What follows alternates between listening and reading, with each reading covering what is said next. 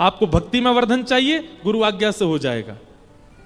और इसका सबसे बड़ा प्रमाण पता कौन है? हमारे ब्रजमंडल में प्रगटे श्री सूरदास जी महाराज। कौन? सूरदास जी। सूरदास जी के पास नेत्र नहीं थे, जन्म से ही नेत्र नहीं थे। कहीं कहीं कथा ऐसी आती कि वो जन्म के बाद नेत्र थे, पर उनको कुछ बीमारी हुई जिसके बाद उनके नेत्र चले गए। कहीं कहीं ऐसा लिखा है कि जन्म से अंधे थे। लेकिन सूरदास जी, उन पर श्रीमद् वल्लभाचार्य जी की कृपा हुई, और जैसे ही वल्लभाचार्य जी की कृपा हुई, सूरदास जी बिना नेत्र के होते हुए भी ठाकुर जी की नित्य लीलाओं का दर्शन करते थे। हम नेत्र होने के बाद भी ठाकुर जी का वैसा दर्शन नहीं कर पाते जैसा बिना नेत्रों के सूरदास जी दर्शन करते थे। प्रसिद्ध कथा है, थोड़ी सी कहूंगा, कि सूरदास जी रोज जाकर के और ठाकुर जी के रूप का वर्णन कर देते थे। आज ठाकुर जी ने पीली पोशाक पहनी है, सिर पर 5 मोर वाला मोरपिच्छ धारण किया है, आज ठाकुर जी ने मोतियों की लड़ पहनी है, आहा, कानों में मकराकृत कुंडल, मकराकृत कुंडल मतलब मगरमच्छ की आकृति वाले, इतनी गहराई से वर्णन कर देते थे ठाकुर जी के श्रृंगार का। सब लोग चकित रहते, यार इनको दिखता है नहीं, ये गा कैसे देते हैं ठाकुर जी का रूप। एक दिन पुजारी जी ने ठाकुर जी को वस्त्र नहीं पहनाए, केवल एक कौपीन पहना दी, छोटी सी कौपीन, और गले में मोतिन की माला पहना दी। जैसे ही पर्दा खोला तो सूरदास जी से कहा, सूरदास जी आज बता के दिखाओ ठाकुर जी कैसे लग रहे हैं। ऐसा हो सकता है ये रोज सोच के आते होंगे, आज पीली पोशाक के बारे में बोलूंगा, आज नीली पोशाक के बारे में बोलूंगा, और संभवतः ठाकुर जी वैसा ही पहन लेते हैं। आज हमने ठाकुर जी को पोशाक ही नहीं पहनाई, आज गा के सुनाए। बताइए सूरदास जी ठाकुर जी कैसे लग रहे हैं। सूरदास जी पहले तो हंसे और दूर से बलैया लेने लगे, आज तो बहुत ही प्यारे लग रहे हैं, बहुत सुंदर लग रहे हैं ठाकुर जी। बोले बताओ, गा के बताओ कैसे लग रहे हैं। सूरदास जी गाने लगे, आज हरि देखे नंगम नंगा, आज हरि देखे नंगम नंगा, मोतिन माल गले उर साजे, छवि के उठत तरंगा। जैसे ही सूरदास जी ने पद गाया, सब दर्शनार्थियों के नेत्र सजल हो गए। सूरदास, आज तुम्हें बताना ही पड़ेगा, तुम्हारे पास नेत्र नहीं है, तुम्हें कैसे दिख जाते हैं ठाकुर जी। तब सूरदास जी कहते हैं, मैं बताऊंगा लेकिन मानना पड़ेगा। बोले बताओ। तब सूरदास जी कहते हैं, गुरु की आज्ञा पर दृढ़ विश्वास, गुरु के वचनों पर पूर्ण भरोसा, उस भरोसे ने मुझको बिना नेत्र होते हुए भी ऐसे नेत्र प्रदान किए हैं कि मैं ठाकुर जी की लीला का दर्शन कर लेता हूं।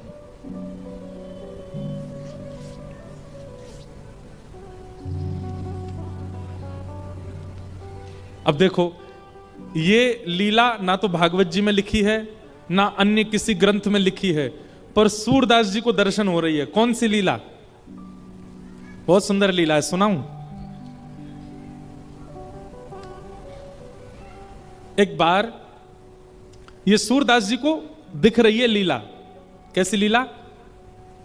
बोले एक बार कीर्ति मैया, राधा रानी की माता जी का नाम क्या है? कीर्ति मैया। कीर्ति मैया श्री किशोरी जी तो बोली, लाली तू अब बड़ी है गई है, तू अब सुघड़ है गई है।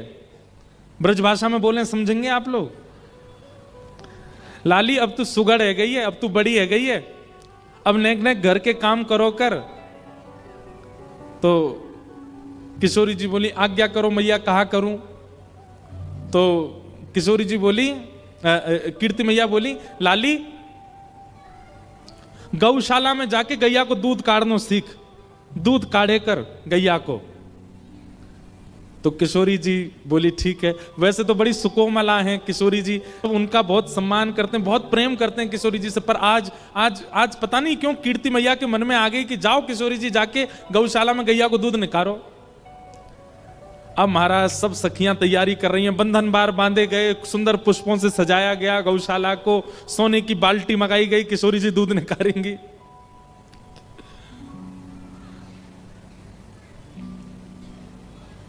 कहीं ना कहीं से ये खबर ठाकुर जी के कान में पहुंच गई। ठाकुर जी जैसे ही पता चली किशोरी जी दूध निकालने वाली है, ठाकुर जी तो उसमें एक्सपर्ट हैं, दूध निकारवे में एक्सपर्ट हैं ठाकुर जी। तो ठाकुर जी अपने सब सखान के संग बोले चलो चलो आज बरसाने चलने। बोले काहे को? बोले किशोरी जी दूध निकालेंगी, जल के देखेंगे कैसे निकाल रही हैं। ठाकुर जी के काल में दूध निकालना, दही जमाना, मक्खन निकालना, ये बहुत बड़े बड़े काम होते थे। अगर ये कोई करना जानता है तो उसकी बड़ी प्रशंसा होती थी पूरे नगर में, गांव में। ओ भैया यहाँ पे दूध काढ़वा आवे। जैसे आजकल के बच्चों को विवाह होता है तो पूछते हैं ना, आपका बेटा क्या करता है? बोले इंजीनियर है, बेंगलोर में जॉब करता है। तो सब लोग कहते ओ भाई बेटी ब्याहने लायक लड़का है। ऐसे ही ठाकुर जी के काल में पूछते थे आपका लड़का क्या करता? बोले गैया चराने जाता भांडीर बन। बोलो ओहो वाह वाह वाह, फिर तो छोरी ब्याहवे लायक है। कितनी गैया चरावे? तो कितनी गैया चरा लेता है अकेला लाला, उस पे बेटी ब्याहते थे। हमारे ठाकुर जी 9 लाख गैया चराते। कितने? 9 लाख। ठाकुर जी से बड़ा एक्सपर्ट नहीं दूध निकारवे में, दही जमावे में, गैया को हाँकवे में। तो किशोरी जी वैसे ही घबरा रही हैं, पहली बार दूध निकाल रही हैं। और जैसे ही थन पकड़े, किशोरी जी के कोमल कोमल हस्त कमलों का स्पर्श पाते ही गैया मचल गई। और गैया जैसी मचली सो किशोरी जी घबरा गई। सब सखीन ने गैया को संभालो, किशोरी जी आप दूध निकारो।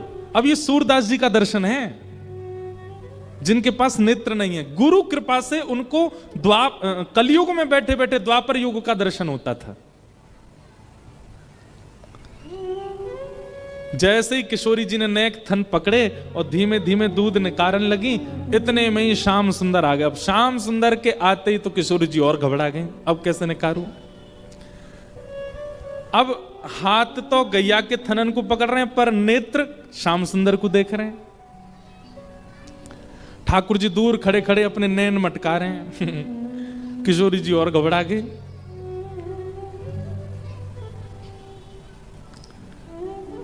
दूध निकाल रही है पर पात्र की जगह नीचे गिर रहा है।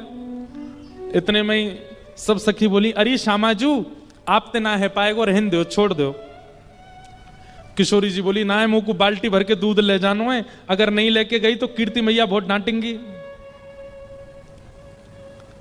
तब ठाकुर जी बोले देखो एक काम करो, आप पीछे खड़ी है जाओ, हम बैठ के दूध निकाल देंगे और दूध निकाल के तुम्हारी पूरी बाल्टी भर के दे देंगे, जाके कीर्ति मैया दे दियो। अब कीर्ति मैया कहा पता कौन ने निकालो, मैंने कि तुमने? तो किशोरी जी तो पीछे आके खड़ी हो गई। अब ठाकुर जी बैठे हैं किशोरी जी की गैया को दोहवे के काजे।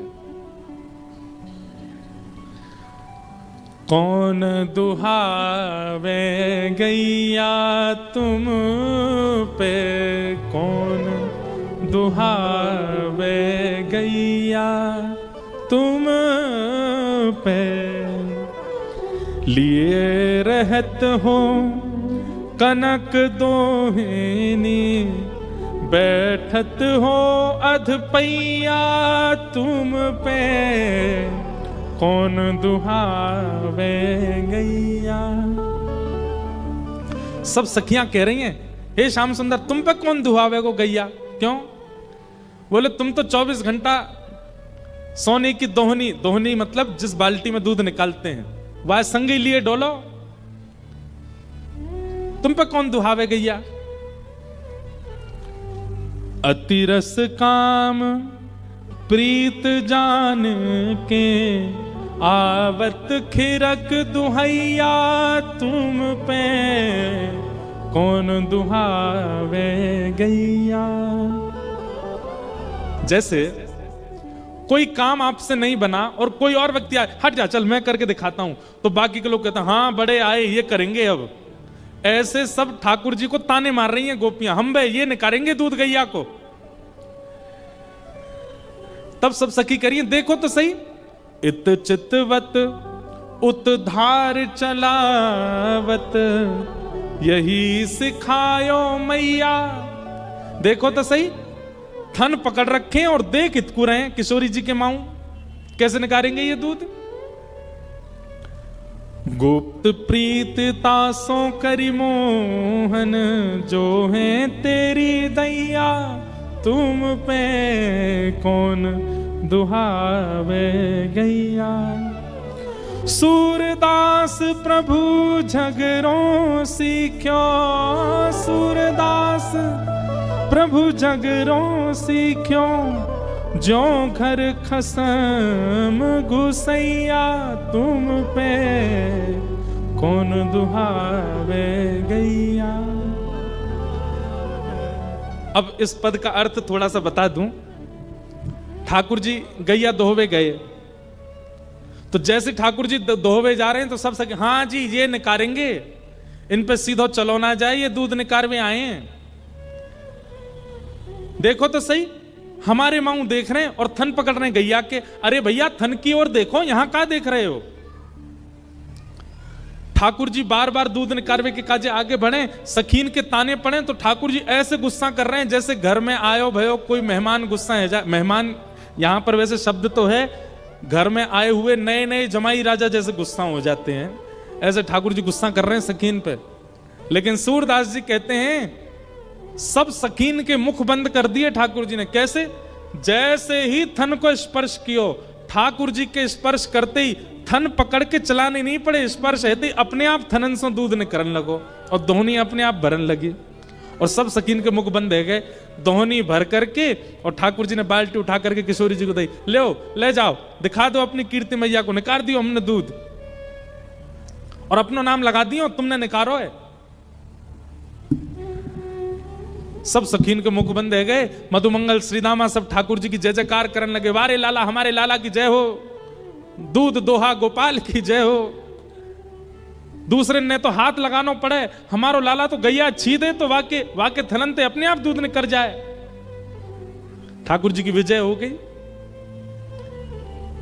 अब यह लीला कहीं लिखी नहीं है, सूरदास जी को दिखती है, सूरदास जी को अनुभव होती है। और कोई सूरदास जी से कहता कैसे दिख जाती है आपको ये लीला, तब सूरदास कहते हैं केवल एक उपाय, क्या? गुरु के वचन अटल कर मानो। मैंने गुरु आज्ञा के प्रति, गुरु सेवा के प्रति कभी संशय नहीं किया अपने मन में, पूर्ण विश्वास, पूर्ण भरोसा। भरोसो दृढ़ इन चरणन केरो। इसलिए भैया हम गुरु नहीं है आपके, पर जितनी देर कथा सुना रहे हैं उतनी देर आपको गुरु भाव रखना पड़ेगा। यहां से उतरते ही भले ही बालक मानो, पर यहां जितनी देर बैठे हैं उतनी देर गुरु रूप रखना पड़ेगा, भाव रखना पड़ेगा। वो भी इसलिए कि वाणी से आपके चित्त में परिवर्तन हो सके।